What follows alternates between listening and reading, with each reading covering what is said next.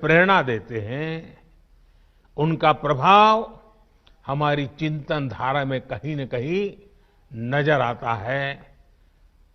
आध्यात्म को लेकर उन्होंने जो कहा, राष्ट्रवाद, राष्ट्र निर्माण, राष्ट्रभक्ति को लेकर उन्होंने जो कहा, जन सेवा से जग सेवा को लेकर उनके विचार आज हमारे मन मंदिर में उतनी ही तीव्रता से प्रवाहित होते हैं।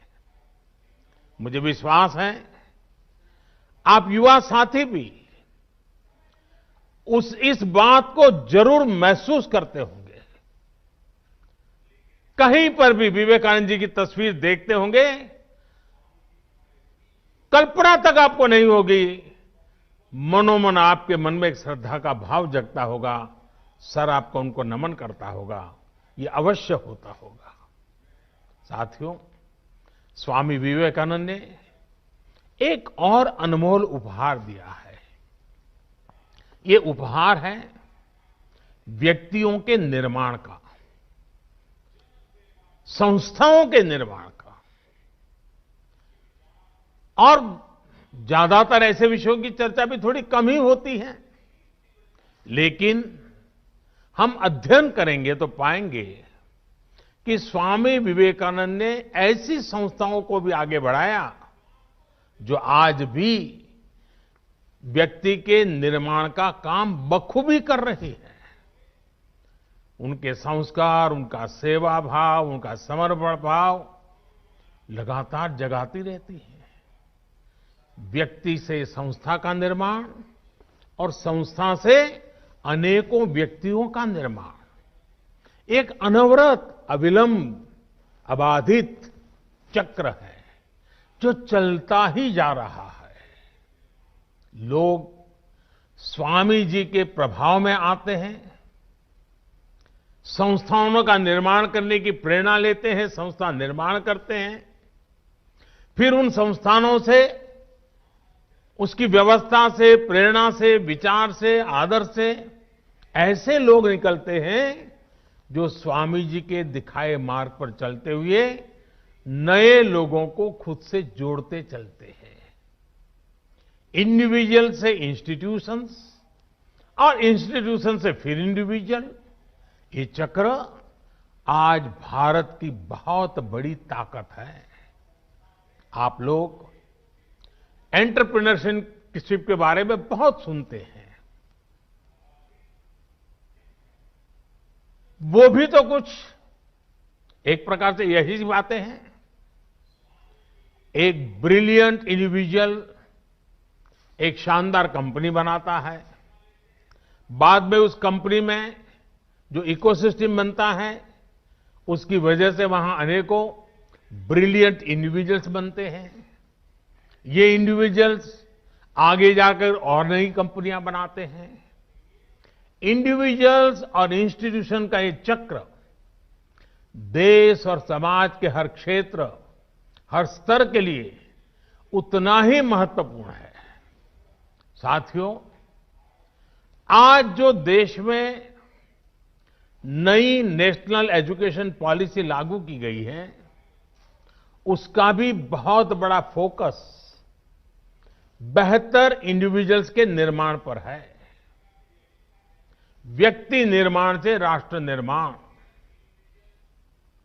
ये पॉलिसी युवाओं की इच्छा, युवाओं के कौशल, युवाओं की समझ, युवाओं के फैसले को सर्वोच्च प्राथमिकता देती है।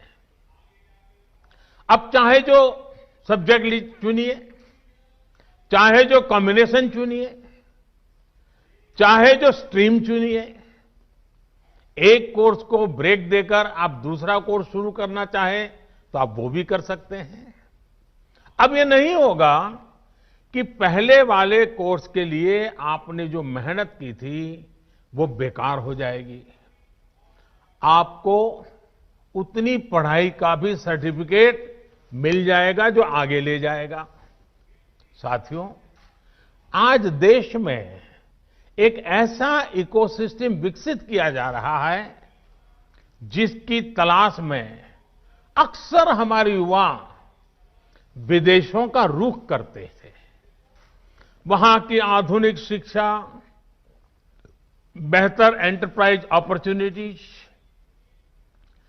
टैलेंट को पहचानने वाली, सम्मान देने की वाली व्यवस्था उन्हें स्वाभाविक रूप से आकर्षित करती थी।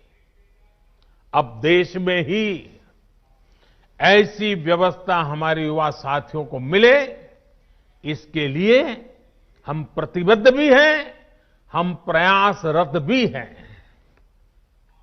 हमारा युवा खुलकर अपनी प्रतिभा, अपने सपनों के अनुसार खुद को विकसित कर सके, इसके लिए आज एक एनवायरनमेंट तैयार किया जा रहा है, इकोसिस्टम तैयार की जा रही है।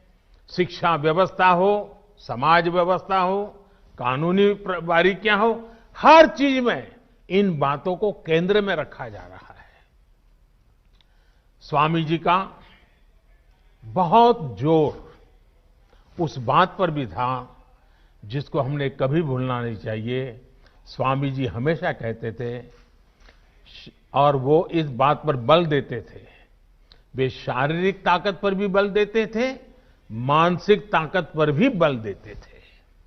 वो कहते थे, muscles of iron and nerves of steel. उनकी प्रेरणा, उन्हीं की प्रेरणा से आज भारत के युवाओं की शारीरिक मानसिक फिटनेस पर विशेष फोकस किया जा रहा है।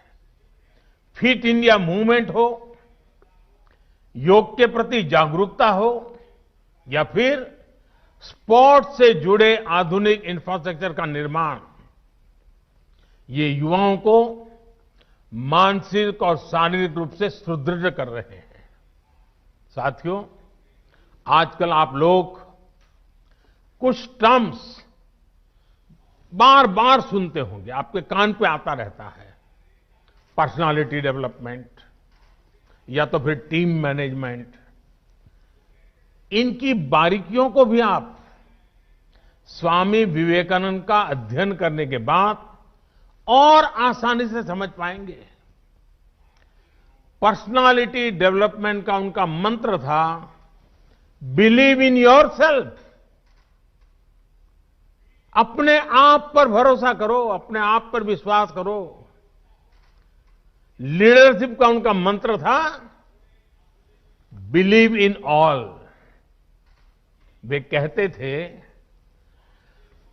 पुराने धर्मों के मुताबिक नास्तिक वो है जो ईश्वर में भरोसा नहीं करता।